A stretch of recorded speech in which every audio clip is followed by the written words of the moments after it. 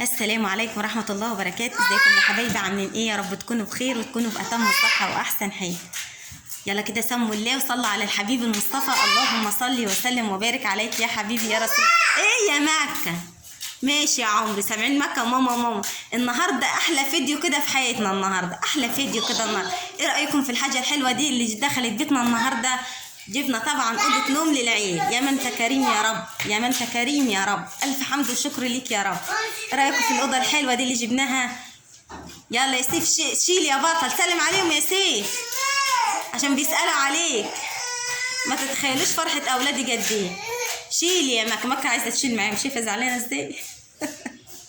ايه رايكم في الاوضه الحلوه اللي شرفت بيتنا النهارده؟ شايفين؟ واللون طبعا الابيض اللي انتوا بتحبوه اهو، جبت فاتحه الدار ده. رايكم؟ لا بس يا مكة هو سيف هيشيل وانا هاجي اشيل معاه طبعا. رايكم؟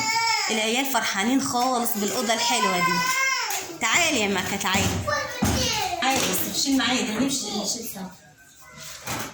ايه رايكم يا حبايبي؟ والله العظيم اوضه نظيفه والخشب بتاعها جميل بس غالي. داخل يا سيف على طول، داخل خش على طول، داخل يا سيف، داخل على طول يا سيف.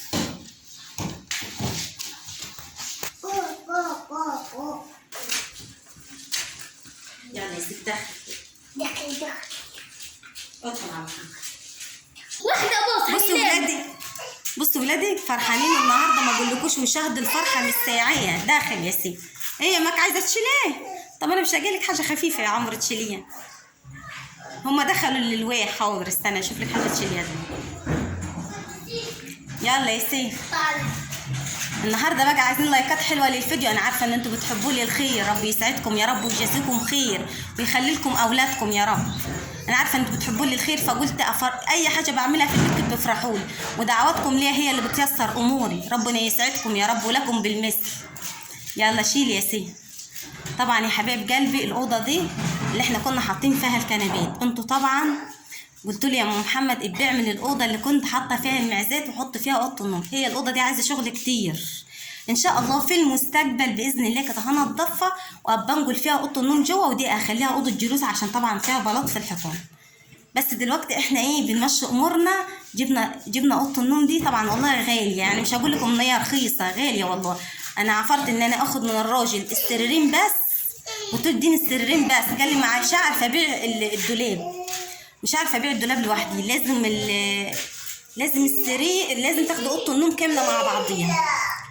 فطبعا اضطريت ان انا اجيب اوضه النوم دي كده على بعض. والعيال طبعا كانوا فرحانين اول ما شافوها، ما اقولكوش الفرحه مش ساعهم والله العظيم. الف حمد وشكر ليك يا رب، الحمد لله. يلا يا سيف داخل يا عم. فرحانين ان كل واحد فيهم هيبقى عنده يعني سرير، البنات على سرير والصبيان على سرير. ما تتخيلوش. شايفين اللي يرضى باللي ربنا عطاهوله ويحمد ربنا، لئن شكرتم لازيدنكم. اللي يحمد ربنا على اللي هو كان فيه ربنا بيزيده وبيديه تاني وتاني. الحمد لله، الف حمد وشكر ليك يا رب. بص انا كنت فين وبقيت فين. زمان كانوا بيقولوا لي ده بيت الجاموس، ده بيت الجاموس. روحي صوري في الشقه اللي انت كنت قاعده فيها. هو ربنا العالم ان هو ما كانش الا هو بيتي ده اللي انا عايشه فيه، واول بلاط اركبه في بيتي ده. واول يعني بصوا النظافه دي عملتها، يعني ولا عمري كان عندي شقه يعني فيها بلاط ولا اي حاجه. انا اول مره اركب بلاط في البيت ده. الحمد لله، الف حمد وشكر ليك يا رب. الحمد لله احوالنا اتحسنت، الحمد لله بفضل ربنا، بفضل ربنا علينا، الحمد لله. يلا بس يا مهد. طبعا يا حبايبي خامتها تقيله خالص. بصوا الخامه بتاع السرير اهو. بصوا الخامه بتاعتها تقيله خالص. يعني الاوضه دي نظيفه احسن من الاوضه اللي جوه اللي احنا جبنا. ايه يا ماما؟ هما بيحبوا قولت يا ماما يا ماك يا ماك. يلا قولي ماما ماما ماما. هي قالت فولي في على طول ماما بوكا. بصوا يا حبايبي ان شاء الله الاوضه دي الكنبه دي هفكها وهاخد القطن اللي فيها هخلي الراجل يكمل عليه، وهعمل مرتبتين صغيرين لان هي مكسوره اصلا وبايظه.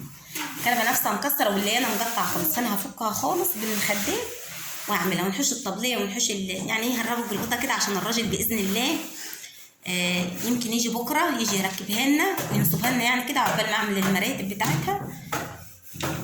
وطبعا هيناموا فيها العيد. والله العظيم ما تتخيلوش فرحتنا قد ايه بالحاجه دي. انا عمري ما كنت بحلم، انا كنت بحلم ان انا اجيب الحاجه دي، والحمد لله مفيش حاجه بعيده على ربنا. يا سيف امسح بالراحه يا سيف، ما تعملش صوت. هي مليانه تراب عشان طبعا ايه كانت مركونه يعني، ما هي عشان كانت مركونه يا حبيبي، هي بس ايه ترابها بس لانها فاتحه، والحاجات دي بتبقى مركونه يعني في المحلات وكده.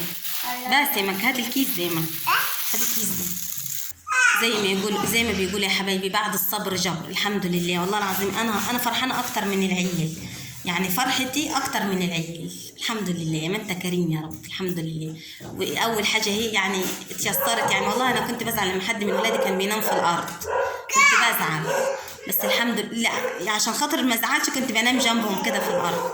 بس الحمد لله الحمد لله يعني ربنا كريم، جبت لهم اللي كان نفسهم فيه. بالراحه يا سيف، انا عارفه ان انتم هتفرحوا بالفيديو ده خالص. امسح يا سيف امسح. عايزه اقول لكم ان فرحتي النهارده تسوى الدنيا. انا فرحان عشان انا ولا اخوي يا عمري شايفين هيبقى ليه سرير هو واخوه. وانت شاه ماشي يا حبيبتي انت هتمسحها يا سيف ولا همسحها؟ ايوه جميله يا سيف، وهي هتعجبهم، هما بيحبوا الالوان الفاتحه، هتعجبهم، انا عارفه ان هي هتعجبهم. وكمان انضف من الاوضه اللي جوه، يعني خامتها نظيفه والخشب بتاعها جامد. هو طلع لي اول ما رحت السريرين بس قدام خالص، يعني ما فيش شهرين ثلاثه، واللي بيجيب يعني بيجيب ده بيجيب مره خلاص مش هيرجع يجيب تاني. فانا طبعا ايه ما عجبنيش السرير اللي وراهم لي، كانوا قدام خالص، فرحت مشيت من عنده ورجعت له تاني. قلت له يعني مش هتديني السريرين؟ قال لي لا مش هينفعش ابيعهم من غير الدولاب. فرحت له خلاص هاخدها الاوضه كامله. ولقيت العيال مصممين وفرحانين ان انا هجيبها لهم وكده، فقلت خلاص هجيبها لهم. يلا بقى لايكاتكم الحلوه، كومنتاتكم الحلوه يا رب تسلم ايديكم وعينيكم يا رب، امهاتي واخواتي وابهاتي كلكم ربنا يسعدكم يا رب ويجزيكم كل خير كده. شكرا لكل اخ واخت في القناه وامي وابوه، يا رب يسعدكم يا رب ويجزيكم خير. والله مهما قلت لكم كده مش هوفيكم بذنوبكم، والله ربنا يسعدكم يا رب ويجزيكم كل خير. ايه يا ماما ماشي يا عم.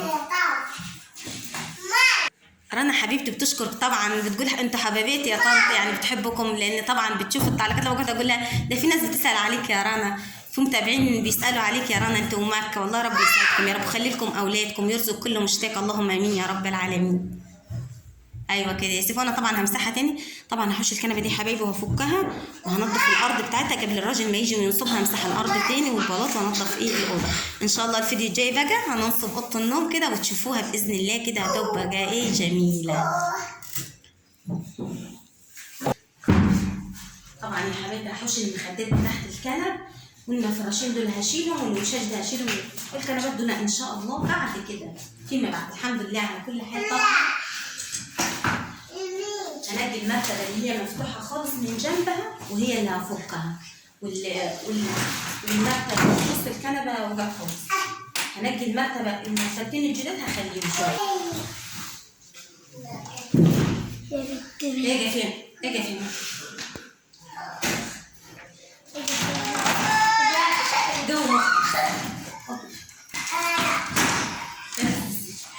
طبعا يا حبيبي الكنبه دي مكسوره خالص، هنحوشها خالص زي ما قلت لكم. هنفكها تجيلي عليك يا سيدي. لا اتمنى فيديو النهارده يعجبكم يا حبايبي. يلا اشوفكم على خير ومع الف سلامه.